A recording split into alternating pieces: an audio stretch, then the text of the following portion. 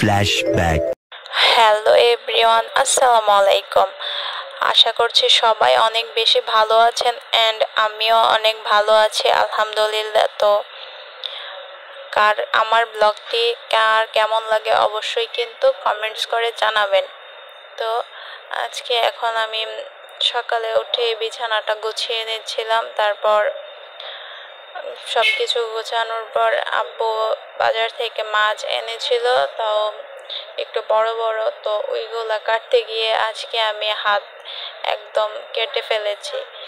তো দুই হাতই কেটে ফেলেছিলাম। তো যাই হোক, এখানে এর আগের দিনে কিছু ডাঁটা শাক এনেছিল, তো ওইগুলো আম্মু কেটে রেখেছিল। এখন আমি ধুয়ে এগুলাকে রান্না করব আর কি মাছ দিয়ে। তো এখানে আমি মাছও ধুয়ে নিয়েছি। এখন এগুলাকে হলুদ লবণ মরিচ দিয়ে এখন ভেজে নেব আর কি, হালকা, না ভেজে নিলে আবার ভালো লাগবে না। তো যাই হোক, এখানে আমি এগুলাকে মেখে নিয়েছি। তো আমি সয়াবিন তেল দিয়ে এগুলাকে ভালো করে ভেজে নেব আর কি। সয়াবিন তেলটা গরম হয়ে গিয়েছে, এখন মাছগুলা দিয়ে দেব।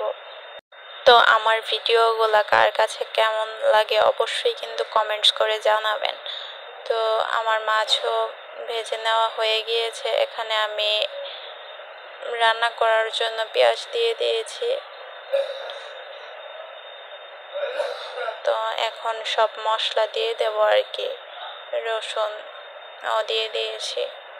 ডাঁটা শাকের সাথে আলু, ডাল আর মাছ দিয়ে এই প্রথমবার আমি এই রান্নাটা করব আর কি। তো এখানে নর্মাল মশলাগুলো দিয়ে দিয়েছি, মানে লবণ, মরিচ, হলুদ, ধনিয়া গুঁড়া, তারপর দিয়ে আলুগুলা একটু কষিয়ে নিয়েছিলাম, তারপর শাকগুলা দিয়ে দিয়েছি। তো একটু আমি এইগুলোকে ঢেকে নিয়েছি, তারপর আবার নাড়া দিয়েছি। তো একটু ঢেকে দিয়ে রাখা হবে আর কি কষানোর জন্য। তো এখানে আমি আবার ঢেকে দেওয়ার পর এখন দেখুন শাকগুলো একদম রান্নার জন্য একদম পারফেক্ট হয়ে গিয়েছে আর কি। তো এখন আমি পানি অ্যাড করব কিছু। তো অ্যাড করার পর এখন আবারও আমি ডাল দিয়ে দিয়েছি। দেন এগুলাকে একটু নাড়িয়ে নেব, তারপর ঢেকে দেব পানি অ্যাড করে। তো ঢেকে দেওয়ার পর একটু বলক আসলেই আমি আবার ভেজে রাখা মাছগুলো দিয়ে দিয়েছি আর কি। তো এগুলাকে এখন আবারও আমি মরিচ দিয়ে ঢেকে দেব।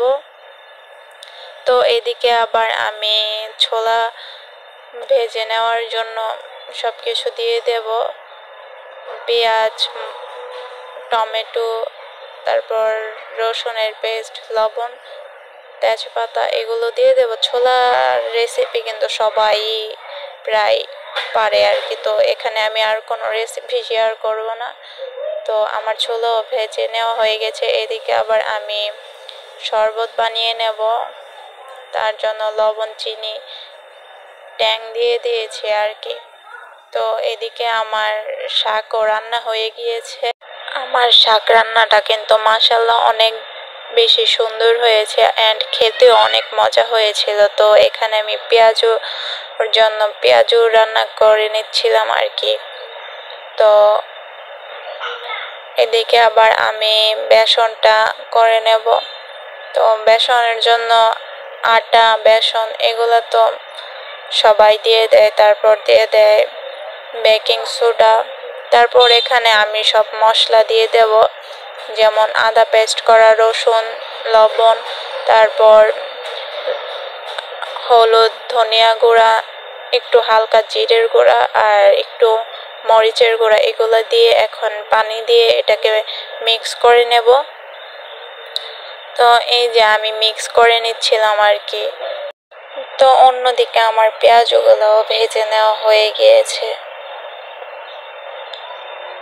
তো এখানে আমি আলুর চপগুলা ফ্রিজে আগে রেখে দিয়েছিলাম, তো ওইগুলা বের করে এখন বেসনের সাথে মিক্স করে ভেজে নেব আর কি।